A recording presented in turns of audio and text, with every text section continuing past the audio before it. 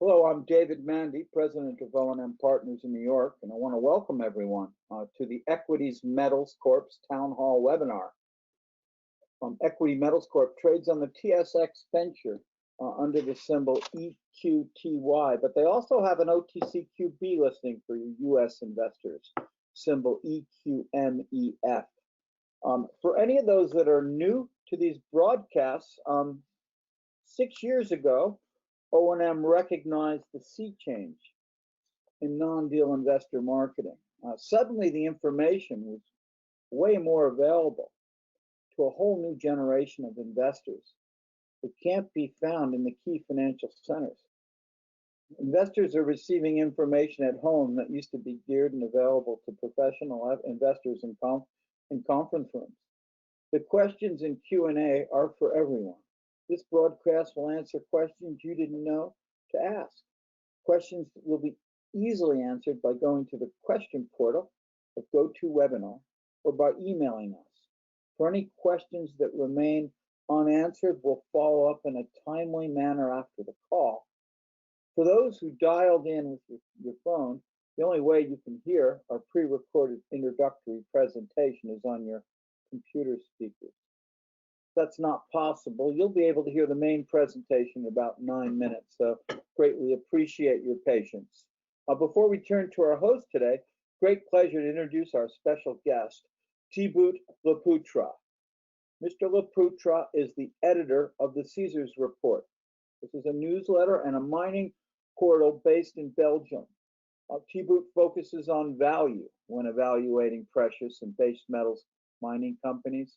With mining equities at an historic low to the metal prices, Mr. Leputra has information you're looking for.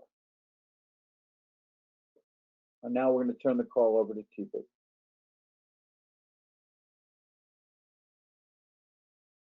Good afternoon, and thank you for having me. In this short prelude, I won't really be discussing the future of the silver price because I will leave that to people who are smarter than I am and to people who are better in drawing lines on charts. If there's one thing we've learned in the past decade or so, it's virtually impossible to estimate the behavior of the precious metals prices. But what I would like to do is briefly discuss the fundamentals of the silver market, as those obviously do play an important role. I think that the supply-demand ratio will very likely be more important than anything else going forward, and I will explain why silver should be seen as an industrial metal rather than a precious metal. So the silver market has been in a physical deficit for several years in the past few years, and last year, for instance, the total silver supply came in at about 1.02 billion ounces versus a total demand of 992 million ounces. So technically, you would think that that's a slight oversupply of the market, and that's correct. But we need to take into consideration that about 170 million ounces of the 1.02 billion ounces of the supply actually came from recycling activities, and the pure mine production dropped to less than 840 million ounces. This means that this year, 2020, will very likely be the 5th consecutive year with a lower primary output from silver mines, but we do expect the supply from scrap metals to remain stable. And connecting to this, although a lot of people like to point at the decreasing mine production as the main reason for the silver price to move up, to go up, we also shouldn't forget about the demand side as well, because I think that that'll play a more important role than the supply side. More than anything else, the silver demand predominantly comes from industrial activities, which last year accounted for about 50%, just over 50%, let's say 52% of the demand. Throw in the additional demand from photography and jewelry, and about 75% of the world's silver demand comes from these three sectors, so to speak. Silver for investment is a whole different thing. Yes, we saw the demand for silver for investment purposes pick up last year, and given how much more attention there is for precious metals in the current year, we can actually expect the demand from the investment sector to continue to pick up this year. But again, we need to look at the bigger picture, because even if you would take the increases of this year and last year into consideration, it's actually less than 20% of the demand that's related to investment purposes, which is one of the main reasons why I think we should look at silver as an industrial metal rather than a precious metal. So that also means that the silver bulls, which continue to call silver the poor man's gold, it's an interesting concept, but I do not underwrite this thesis because I'd be more inclined to give more attention to the silver vis-a-vis the industrial performance of the world economies rather than seeing it as a poor man's gold. In a previous presentation I think it was in January, I mentioned I was a believer in higher silver prices, but I also said that I was unable to guesstimate as to when the silver price would break out and what levels it would reach. Well, it happened much faster than I expected because, as we all know, in the past 9 months, we indeed did see the silver price reach multi-year highs. But this is perhaps also a bit counterintuitive as well, considering 2020 will be a bad year for the industrial output. And we can actually expect, well, reasonably expect the demand for silver for industrial purposes to decrease by, well, I would say a low double-digit percentage. So let's say 10, 15%. Well, it all depends on the economic activity picking up in the third quarter and the fourth quarter, of course. So the main question is whether or not this will be compensated for by higher demand for investment purposes. And I think only time will tell, but I would expect that the difference between supply and demand will remain quite stable, mainly because we also saw lower supply with certain mines in, for instance, Mexico shutting down due to the COVID-19 crisis. So just for the record here, I mean, this doesn't mean I'm bearish on silver, as the main challenge for the metal in the next decade will be to keep the primary mine output at a sufficiently high level just to ensure there's no sudden supply deficit. And while silver exploration activities have been reduced in the past 5, 6, 7 years, ever since silver went on a decline, the higher silver price in the past few months is actually the main driver for increased exploration expenditures focusing on this specific metal. And with the current silver price of around $22, $23 per ounce, or whatever it's trading at today, projects that were actually gathering dust on the shelves because they wouldn't work at a $15 silver price will now actually become viable again. So we will see quite a few of those swing projects, I guess we can call them, that wouldn't be viable at 15 or 16 silver, but would be viable at 21, 22, $23 silver. So I always try to limit the risks when I look at stories or when I look at silver projects. And I'm very interested in stories where there is some sort of natural hedge. So either in the form of projects being a polymetallic project, where you have a myriad of other metals which help to reduce the dependence on silver, or having projects with a more pure precious metals component, where, for instance, gold-silver mineralization is being targeted.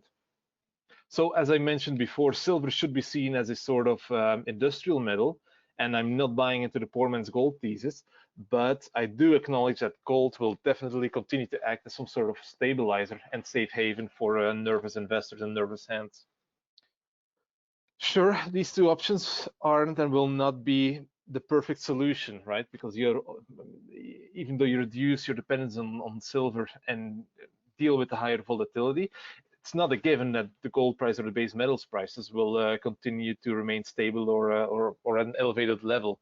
So I do think that having other metals in the ground, be it base metals or be it precious metals, could reduce the risk for a company as a whole. So I'm definitely not arguing against silver as a metal, but there's more to silver than just considering it some sort of precious metal. And given the demand, the majority of the demand is actually coming from the industrial purposes, I think that the gold-silver ratio may be less relevant than you would think. We need to look at the economic outputs of countries rather than focusing on historical ratios. If you would apply this thesis and look at the markets right now, and you look at the future markets on the silver, you can actually see that there still is quite a bit of optimism for the silver price for the next 12 to 24 months. If you look at the silver futures for, let's say, delivery in December 2021, so about 15 months from now, we see that silver for delivery in that month is trading at $24.50 per ounce. So that's about $1 per ounce higher than the spot price. So it clearly indicates that the futures markets still see quite a bit of upside potential in the silver price. And at 24.5, I mean, let's be clear, it's a level that will be very much welcomed by any silver producer and aspiring producers, as any silver-focused company that's unable to generate a positive operating and free cash flow, because free cash flow is obviously more important, So anyone who's unable to make a profit or make a free cash flow at 24.5 silver should start wondering if they're in the right sector. So 24 silver, yeah, it's a price level that I think most producers and future producers should be happy to see on the markets. So the essential takeaway here is that silver mining companies are price takers, and silver prices will not be determined by the flight towards a safe haven like gold, but more by the level of economic activity around the world. And of course, the primary supply, so the silver production from silver mines, will remain a big factor, which will determine whether or not we'll see a supply crunch. And the bottom line is, even if your economy contracts and remains contracted for the next 2 or 3 years, the world will still have to invest in new silver mines to ensure the depletion of the current producing mines can be compensated for.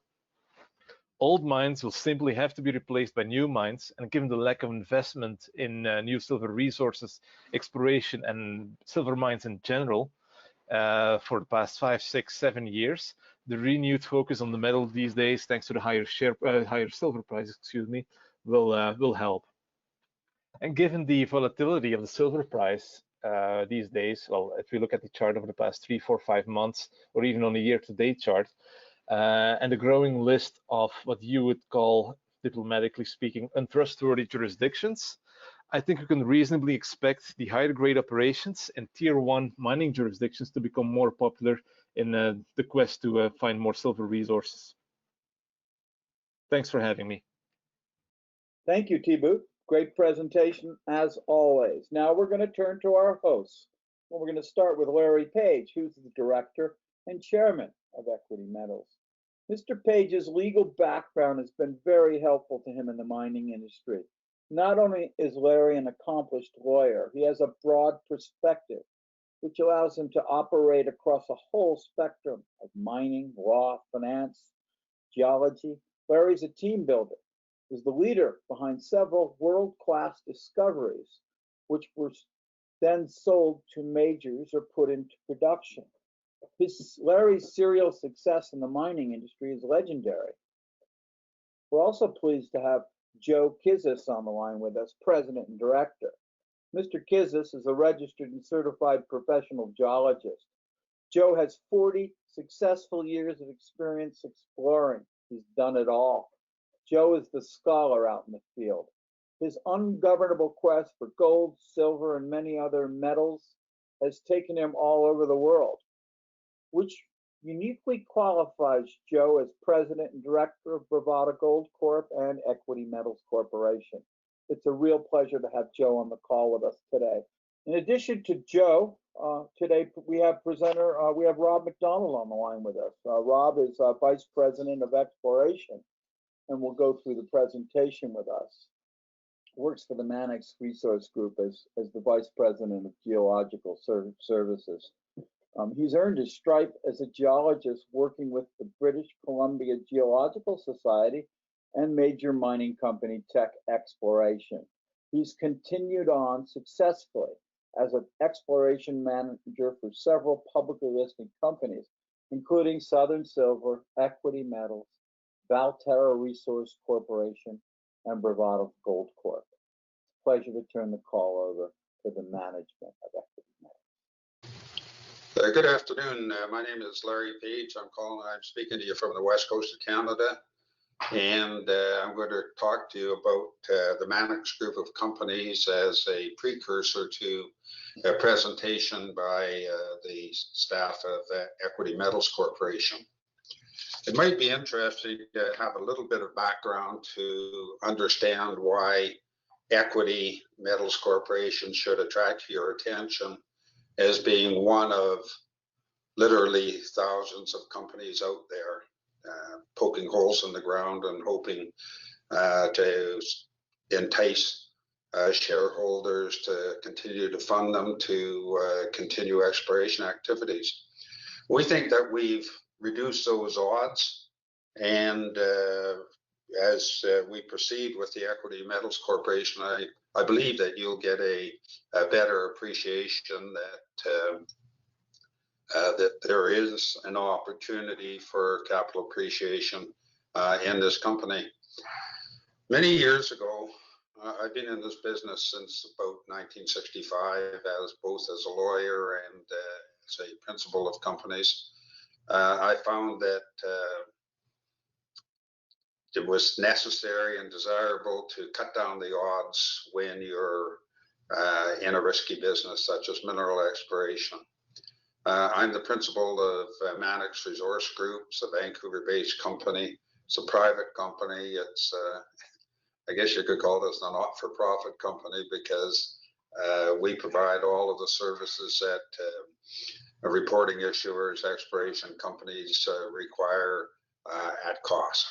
Those services range from accounting to investor relations to dealing with regulatory bodies and most importantly raising capital for companies.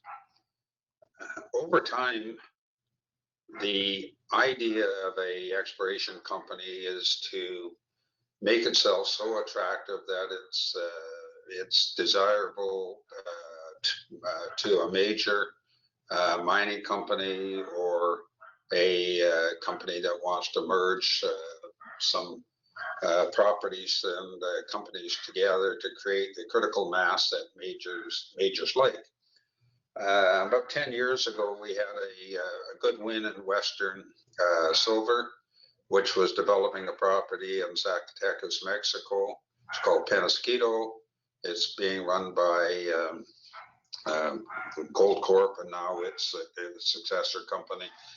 But the point is that the shareholders had a $1.2 billion payday through a series of mergers through Glamis Gold into Gold Corp, etc.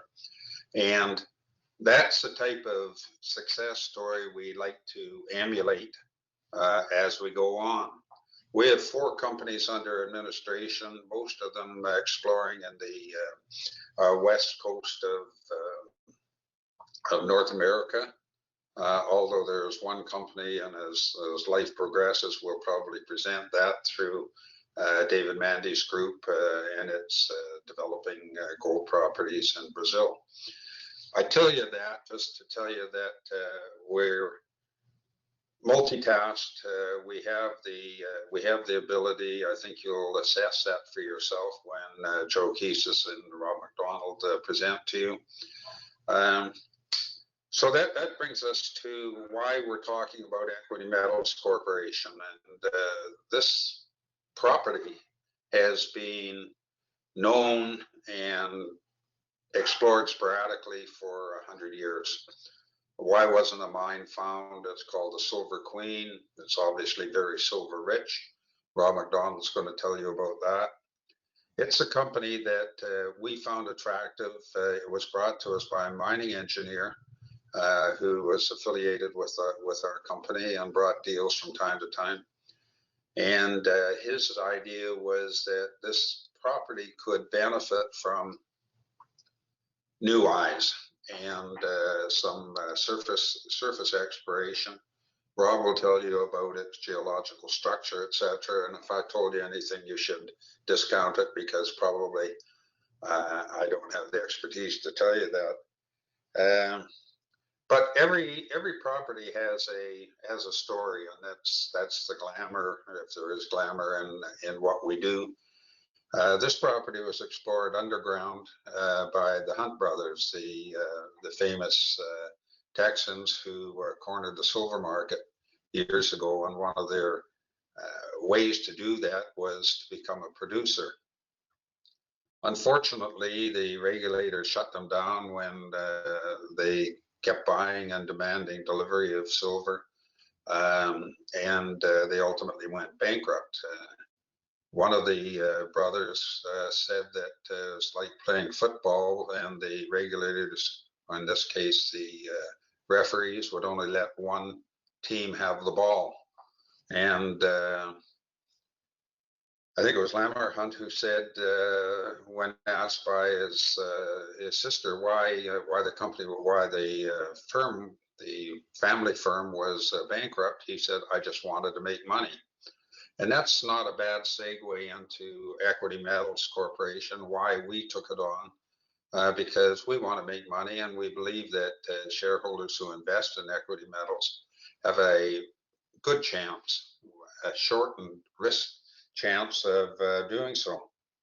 So, having said that, I'd like to turn the meeting over now to Joe and Rob.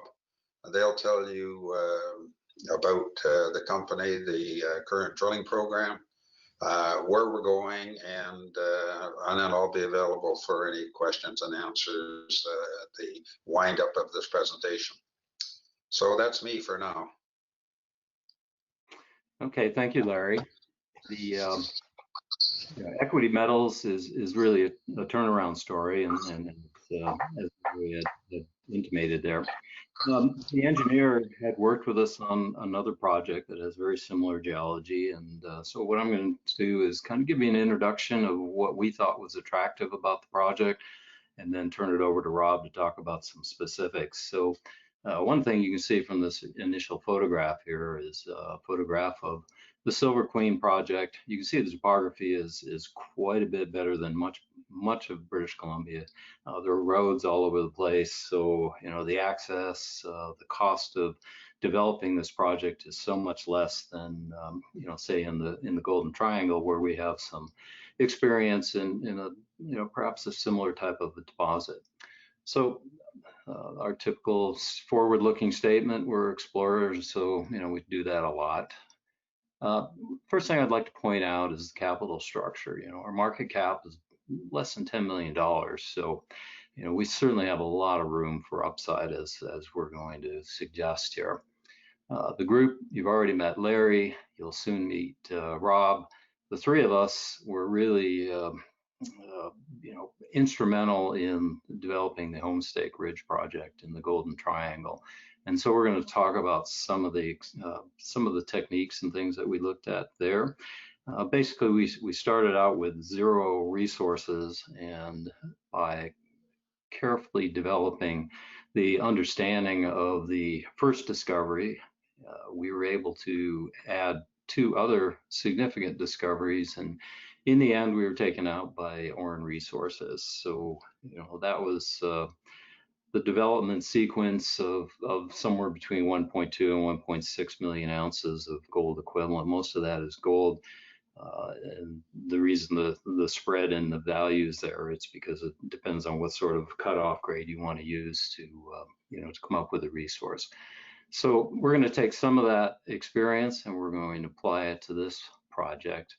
As you can see from the photograph here, there are a number of assets within the company. The 2 major aspects of the country that we looked at that we thought had the most value would be the Silver Queen project, which you can see it's about halfway up British Columbia, and the Monument and WO diamond projects. Well, diamonds are not, the market's not very good right now. So those 2 projects are on the shelf.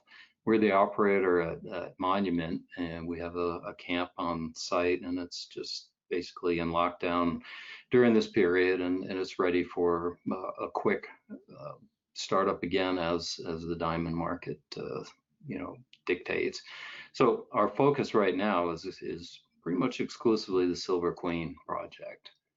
So, why should you be interested at this point? I think there are a number of important things right now. We talked about the team, we talked about the experience in the projects, and as Larry mentioned, the group has brought some significant projects, basically to be purchased at a very nice benefit to the shareholders.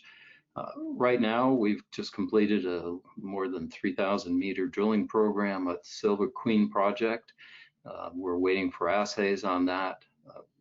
Basically what we're trying to do is take the original resource that was recently updated. As you can see here, it's pretty significant. It's a little over 500,000 ounces of gold equivalent. Just to, as a comparison to other projects, some decent grades, actually some quite good grades. And what attracted us was the fact that it's still wide open.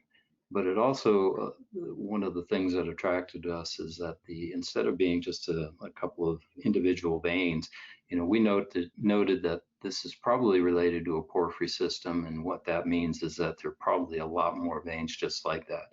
It also means that these veins are probably well zoned as they were at Homestake, and by recognizing when you're over top of potential mineralization, not always would turn into a deposit underneath that, but with continued exploration, we had a pretty good success record at Homestake, and we expect to be able to do the same thing here.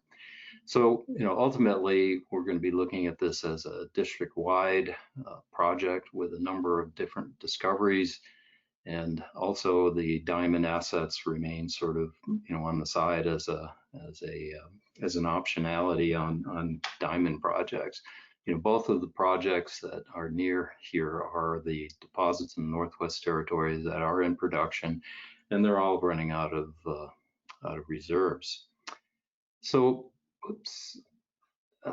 as far as why did we think this particular project was of interest? One is just superior access and logistics. You can drive to everything instead of taking a helicopter. It's a bit of a snow shadow. You're east of the main mountain ranges, and so you have an expanded exploration season compared to, say, the areas in the Golden Triangle, and that lowers our exploration costs. The current high-grade resource is certainly attractive, and the fact that it's open to depth, basically previous operators were looking at developing small high-grade mines, and they really weren't interested in understanding the full potential of the project in our view. There's also been, as Larry mentioned, some historic underground, quite a bit of historic underground development, a small amount of actual production, but that access gives us the ability to do some infill drilling, bulk sampling, other geologic and engineering studies that really will come into a benefit when we start getting into the later stages of feasibility reports, feasibility studies. So that helps us in the longer run. And as Rob will point out, we've got a nice slide there showing that we're in a mining district. There are major miners and mid-tier miners all around us, and it's important to have a ready audience when we're successful. So that gives us the opportunity to, joint venture or potential sale of the company. And so kind of in my summary here, our near-term objective is to systematically evaluate the existing resource and particularly expand it, but also to understand the deposits well enough that we're able to start making new discoveries that are either blind or nearly blind. There are over 20 veins on the project, and there's been very, very little drilling on many of those veins. Show a couple of comparables there, Silver Tip and the Baker, excuse me, the Barkerville mines, showing just what sort of market cap we could climb to with some success. So with that, I'd like to turn the details over to the guy that's on the ground most of the time, and so that's Rob McDonald. Rob, it's up to you now.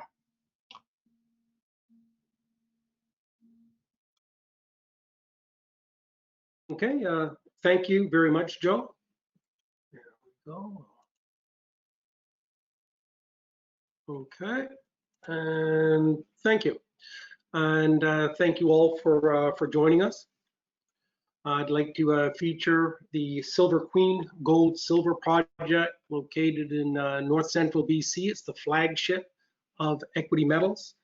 The project is located in a very mature mining district, a major metallogenic belt in British Columbia. It's 100% owned with no royalties and in a politically stable jurisdiction. We believe, as Joe has indicated, that the gold silver vein system is significantly underexplored. It has an existing 43-101 mineral resource as well as additional porphyry potential.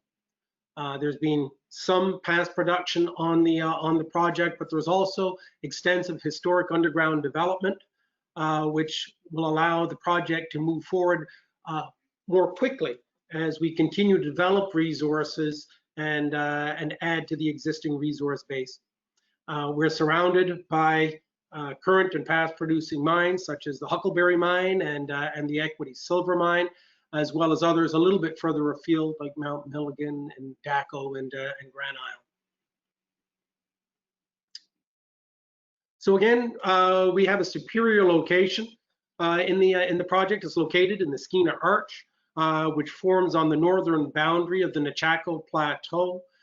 This is an area that, again, is a mature mining district. We have majors throughout the area, including Imperial Metals and Teck and Gold Corp. Centerra Gold are all either have existing mines or deposits in the area or are exploring in the area. It's a significant land package totaling over 18,000 hectares, and we have excellent infrastructure. The Highway 16, the Yellowhead Highway, runs runs north of the project through the town of Houston, which acts as in part as a base of operations. We access the property a 40-minute drive to the south and by road, and then we have our camp here, an existing camp on the property for which we explore the main project. As Larry has indicated, the project has had over a century of historical exploration and mining. I won't go through much of that other than to point out the Pacific Houston time on the project, which conducted a lot of exploration, underground development, metallurgy. This was the Hunt Brothers activity back in the mid to late 80s and early 90s, and then focus in the 1990s and the early 2000s tended to be more on the porphyry system. There was a significant amount of drilling and work at that point, and then towards the end of that time period, in the 2018 timeframe, the management switched back to a small mine focus. And then at this point, our group took over management of the company, changed the name from Nunadina to Equity Metals Corporation, and then with a sharp focus on primarily on the vein systems that occur on the project, and then maybe a little bit further down the line, maybe start looking at the porphyry.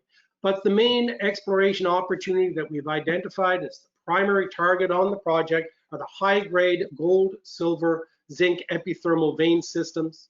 We have a target to take this from the existing 1.6 million ton resource up into the 3 to 5 million ton resource, try and move things up north of 1 million ounces gold equivalent into the 1.5 range. And then as a secondary target, as things progress, we'll be looking at some porphyry potential down the road. But again, the idea is to add value with high-grade mineralization in the epithermal vein systems. This is a close-up of the known vein systems on the property. You can see the road that comes south from the town of Houston. This is, we just drive off that road, get into the camp area. This is the camp vein area. The main vein system is the number 3 vein system. You can see this right in here. There's some other veins like the Switchback and the George Lake and Coal Lake systems.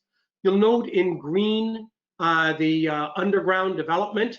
There are 2 declines that have been driven into the vein system, and significant underground development here, which in the late 1980s and early 90s formed the basis for infill drilling on the vein system at that time. In terms of the resource, this was recently announced in July of 2019 using a $100 NSR cutoff. We have indicated and inferred resources totaling 437,000 ounces gold equivalent. These are high-grade ounces. You can see as gold equivalents, 9.3 or 7.5 grams per ton gold. So quite high-grade mineralization. Again, reiterating 1.6 million tons And again, our objective is to double this, get this into the north of 3 million tons, getting towards 5 million tons. And we believe with the new targeting that we've identified that we can do that in relatively short order. So we've already completed a certain amount of data compilation and interpretation earlier in 2020.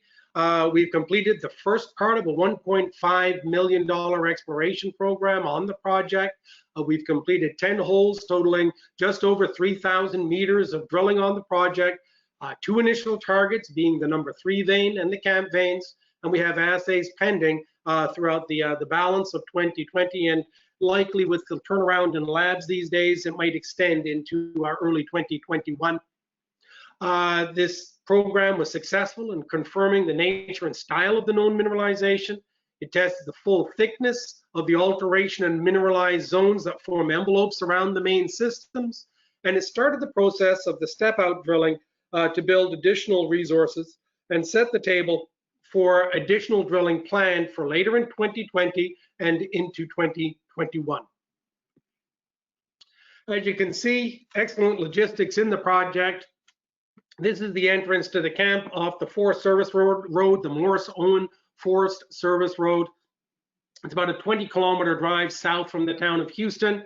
It's gentle, rolling hills, ranch lands. You can always find a flat spot for a drill. That's not too hard, and it's very easy to get around in the area as well. This is a blow-up of our most recently completed exploration program, highlighting the targeting on the number 3 vein, and that's this vein system. It runs around 1.2 kilometers in strike length and is being tested by historic drilling down to depths of around 300 to 350 meters down dip. The camp vein system, again, there's been a lot of historic drilling on the project, and we've now come in and started the former drilling, the validation of the former drilling, and starting the process of step-out drilling to build resources on the camp vein system. It should be noted that the current resource exists primarily on the number 3 vein, as well as there's some footwall and hanging wall zones, as well as a slight extension off in this area. Those are the total resources. The other veins that you see here, number 1 and number 2 veins, the camp vein, the switchback, the George Lake vein here, no resources from these veins have been added to the current mineral resource. And so we see great opportunity in drilling out, particularly the camp vein system, as well as targeting maybe the switchback and the George Lake and the other vein systems, as well as drilling down dip and along strike in the number 3 vein as we build out our mineral resources. This is an example of the mineralization in the number 3 vein. This is an underground sample from there, and you can see this sulfide-rich breccia, the sulfides in that black to grayish appearance. You can see the fracturing and a lot of the white silicification filling in the zones. This is what the vein looks like on surface, and a nice competent vein system. What I find surprising about this vein system is that it can be followed on surface for 1.2 kilometers. This is a tremendous strike length. And in some areas, it is near continuous for hundreds of meters. That previous trenching back in the 80s exposed significant strike extents of the vein system, very easily followed both along strike and in down dip in historical drilling. This is a cross section through the number 3 vein system, showing several of the holes that we drilled into the project, or into the vein. You can see the vein in red. It goes down dip, approximately 300, just a little over 300 meters down dip. You can see some of the historical drilling and some of the underground drilling that drilled off and was basically formed the basis for the known mineral resource. So and you can also get an idea of the grades of the vein system here, and you can see some nice high-grade mineralization.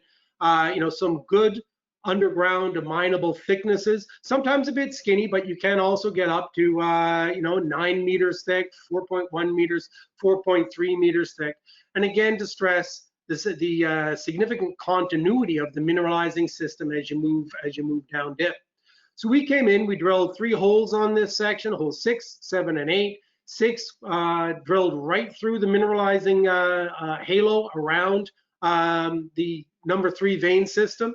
Number 7 drilled right down to the edge of previous drilling, but still within the wireframe. And then hole number 8 drilled right on the edge of the wireframe and will be helpful in extending mineralization, the projection of mineralization further down dip.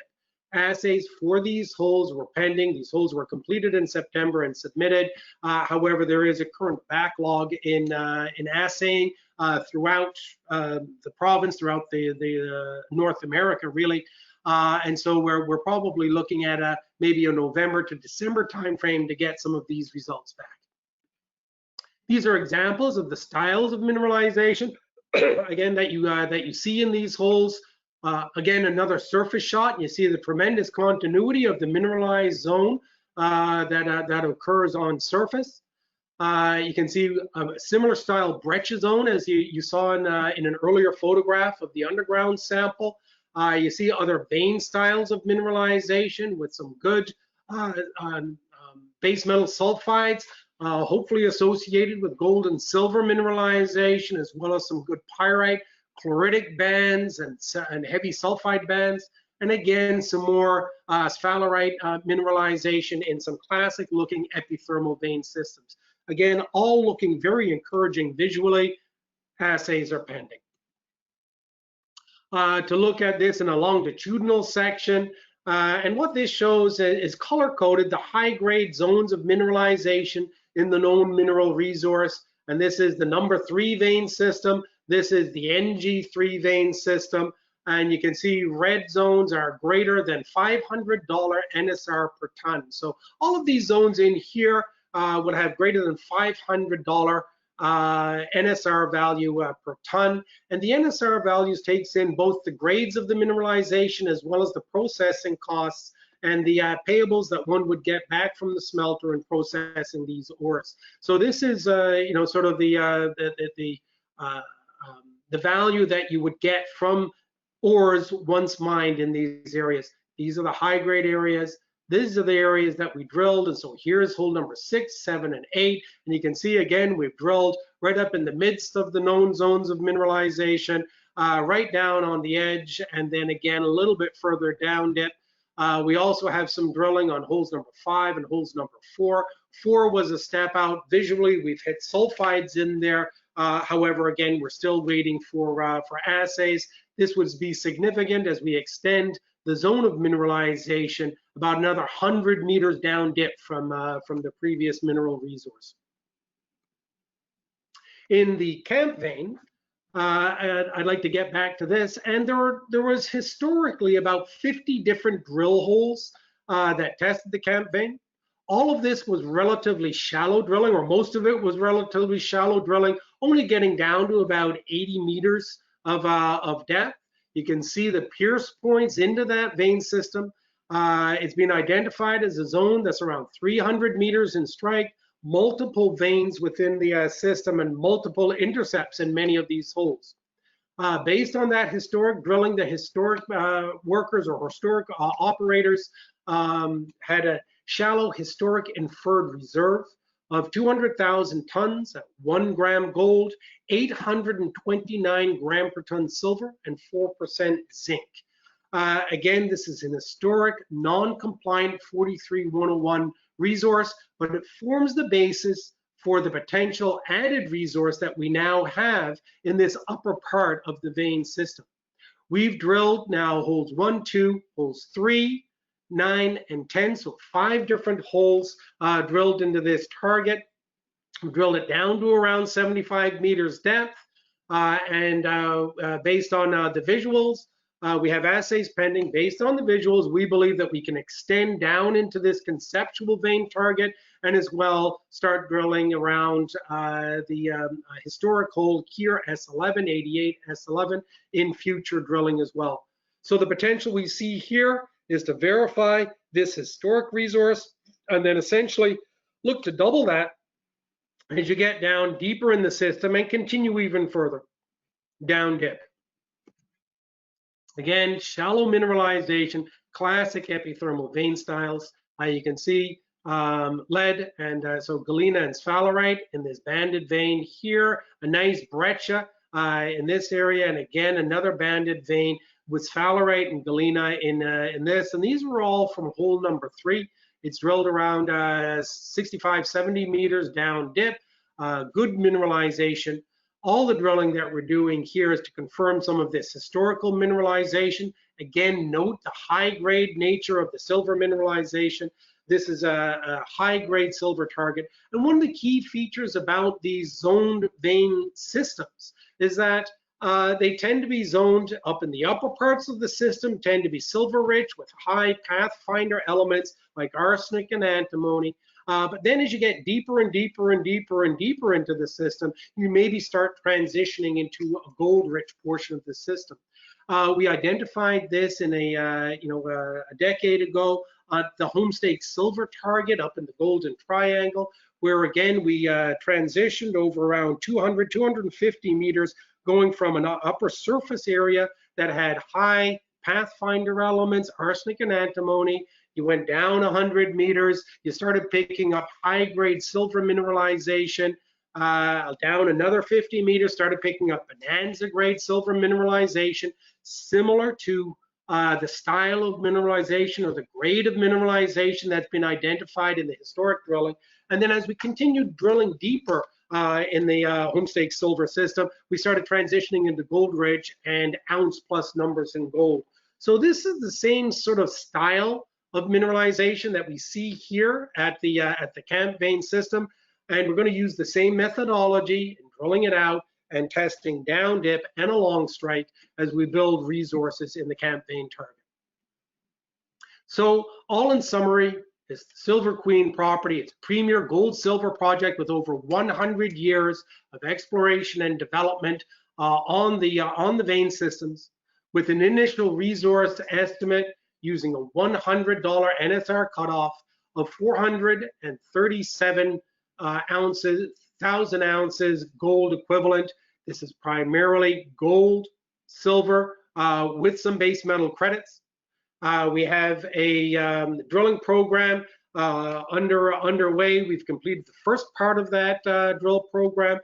We want to get back there a little bit later this year and into 2021.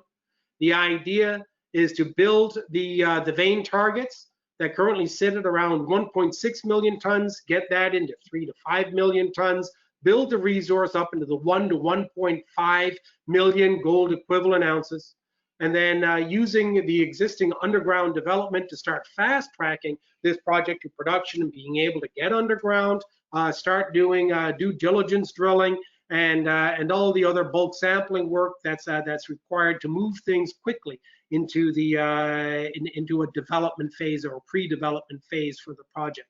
In this way, we believe will make the project attractive to both shareholders as well as other mining companies that may take a greater interest in the project. And so that's where we are right now. We still have the diamond projects, but these are currently on the back burner, and then as diamond prices start ticking up again, we'll start working on those and developing those projects as well. Hey, thank you very much. Well, thank you, Rob and Joe and Larry. That was a great presentation. I'm going to go ahead and see if we can take some questions from the audience if everyone is ready. I don't know, Joe, if you want to. Yep, there we go. And Larry, I believe you're also unmuted. So we have a bunch of questions today, and the first one I'll get started with right away is I would like to know if Equity has a memorandum of understanding with the First Nations people in the area, or at least have received an indication from them that their work will proceed with cooperation from the First Nations people. I think the answer to that is we have extensive discussions with the First Nations in that area. I think I'll move this on to Rob, who's had meetings with First Nations representatives, who can explain in a little bit more detail what we're doing, and we're doing it with the blessing of the First Nations at the present time, which will then move on to a more significant memorandum of understanding as we continue with our drilling program. So Rob, would you like to add to that? Yes, okay, thank you, Larry. Yes, we have had contact with the Office of Wet'suwet'en, who are the First Nations, the primary First Nations group within that area. We continue to have some discussions with them, moving towards a full memorandum of understanding. At this stage, we're a very early stage project, and so a little bit low on the radar at this point. But as we develop, we'll be having further conversations through the fall and into 2021, and working towards a full engagement agreement with the Wet'suwet'en. Thank you. Yeah, the next question, what will it take to be able to explore underground? Safety, dewatering, etc.?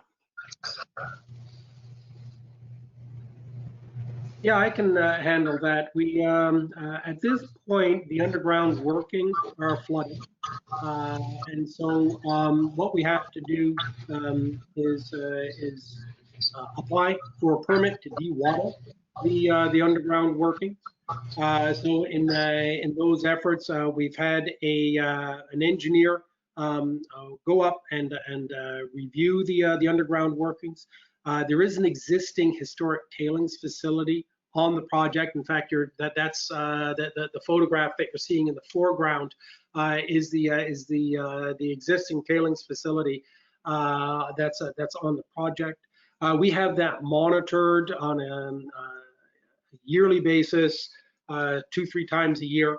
And so we maintain that facility. So what we have to do is get a permit to dewater the workings into the existing tailings facility. That's probably around, we've heard an estimate of maybe $250,000 to be able to do that, to get underground access. You need to update your permits, and so we have the engineers in place, and we'll be doing that in the coming months through essentially the winter months, and starting to move forward on that. That's probably going to end up being maybe a 2-year process to be able to do that. So in the meantime, we'll continue our drilling from surface and controlling and continue doing some step out drilling, probably some aggressive step outs that will set the table for getting underground, where we could do more infill and due diligence drilling from a little bit closer to the vein and from underground platforms. And that's sort of the idea that we have. That, as I said, that process will probably take a couple of years to get all that fully permitted and all done and fully underway. And that timing is actually pretty good, because you don't want to dewater too early. Once you dewater, you have to pretty much keep the operations going, right? Constant pumping. A lot of, when it's first flooded, it almost preserves it pretty well. So like any timbering and that sort of thing is pretty reasonable. Once you dewater it, that starts degrading, and so there's a lot of maintenance involved there. So it's a great asset. We just don't want to open it up too early. Perfect. And a good segue there is to permits. How are you doing with permits, and are there any issues with permitting? At this point, we're in the first year of 5-year permit for surface exploration on the project, and no, there's no underlying issues with the permit. We have access to the property. We have access to our targets, and so yeah, we're just following the processes that are laid out by the Ministry of Mines, and continue to actively explore the property. Great, thank you. And do you have enough money to get through the drilling program this year? At this point, we've completed the first phase of drilling on the project. We are looking to raise some additional financing in the coming weeks, actually, to get back onto the project. And so we have some plans in place to announce that in the next little while as we move forward with the project. Larry, did you want to add anything onto that? I was just in the process of doing that. Thanks, Rob. I checked with the treasurer yesterday, and there's $1.5 million in the bank. So we're not scraping the bottom of the barrel by any means. One thing about exploration companies, are either completing a financing or they're starting a financing. That's the oil that keeps the wheels going. So once we get some assays out, once the market is digested that, we'll be fashioning another financing. That's going to help Rob fund his second phase of this drilling. But at the present time, we're well capitalized to continue with what we're doing. Thank you very much. So the next question is, you mentioned underground workings from the past, and I gather there was some mining. Are they usable, and what is the situation with the underground workings? Well, at this point, they are flooded. I guess they were active back in the 80s and early 90s. So, I mean, we would have to dewater the workings, examine the workings. But my sense is that they are largely going to be usable, and that with additional work and some engineering, we can get them fully up and running. So it is my expectation, but you won't know for sure until you actually dewater the workings. Makes a lot of sense. Okay, great. Do you have any difficulties getting drilling rigs, or has the cost gone up? At this point, the cost has not gone up. The things were a little bit tight earlier in the summer, but we ended up getting an excellent driller. They completed 3,000 meters of drilling in 30 days, so they were averaging 100 meters a day. The recovery was good. The holes, they kept the holes straight, so the surveys were all good. We had no issues at all with the drilling, and so it was an experienced group working with another outfit that has worked in the area for decades. So at this point, there is no issue. We believe there'll be more capacity as we get back onto the project, and we have a commitment from our current drillers to continue on with the project. Thank you. You're drilling in October and November. When can we expect to get the results released to the public on those programs? We anticipate getting some results in the coming weeks. However, the labs are backed up, and they are taking longer and longer and longer. I believe the turnaround right now is probably closer to 8 weeks turnaround for the assay results. So we had some of our first batches of results in the beginning of September, end of August, and so I would anticipate that we'll be getting some results back, maybe by mid-October to late October. And then we do have some rush assays on order, and we would expect to get those back a little bit earlier. So we expect the balance of results to be coming out in the October timeframe, into November, and maybe into December as things proceed.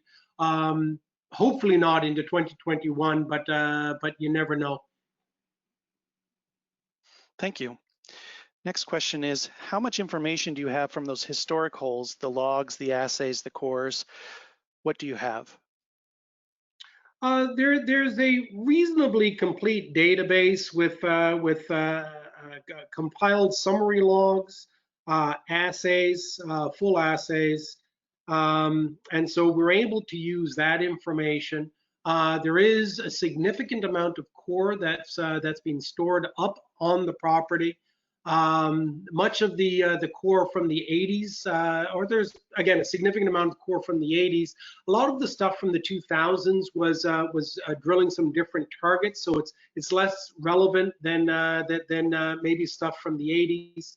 But we do have some good data and information to follow up on. However, we did feel it was important to get some initial drilling, basically gut shooting the camp vein and the number 3 vein, so we could determine, with our own eyes what we were looking at, the styles of mineralization that we were targeting, what were the visual indicators of mineralization, as well as getting our own assays. And so that was in part why the reason why we staged the project like we did. Again, just get some drilling in and around the known zones of mineralization. That gives us a strong basis to now step out a little bit more aggressively with any subsequent drilling. But we do have a good database. That database was used for the initial resource calculation.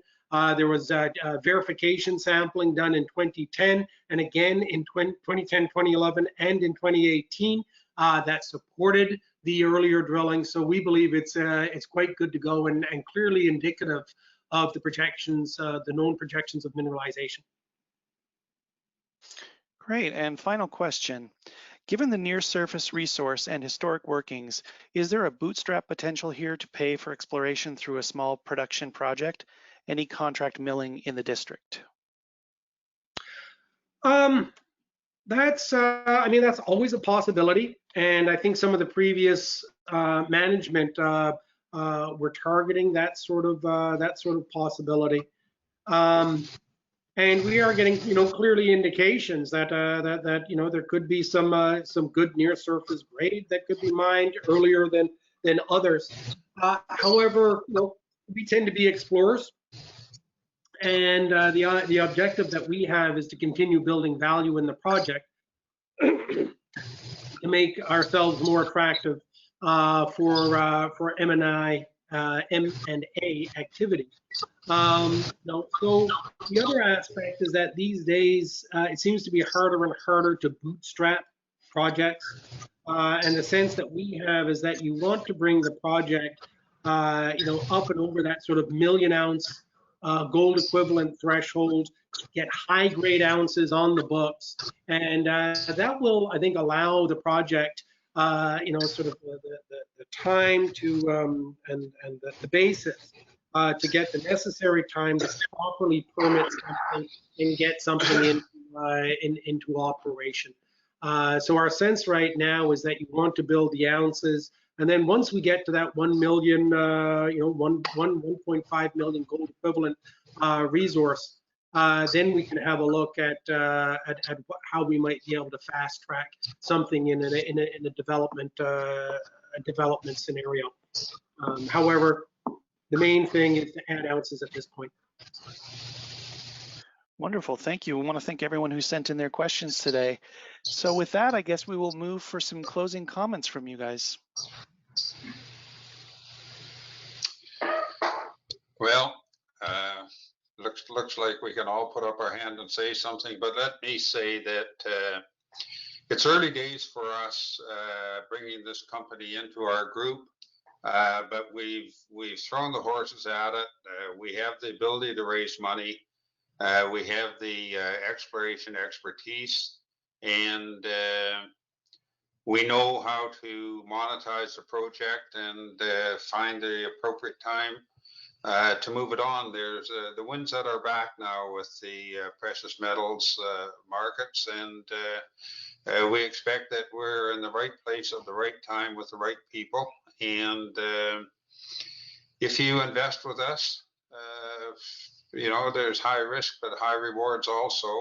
I'm fully invested in this company, and I expect to make a lot of money, and I invite you to join me.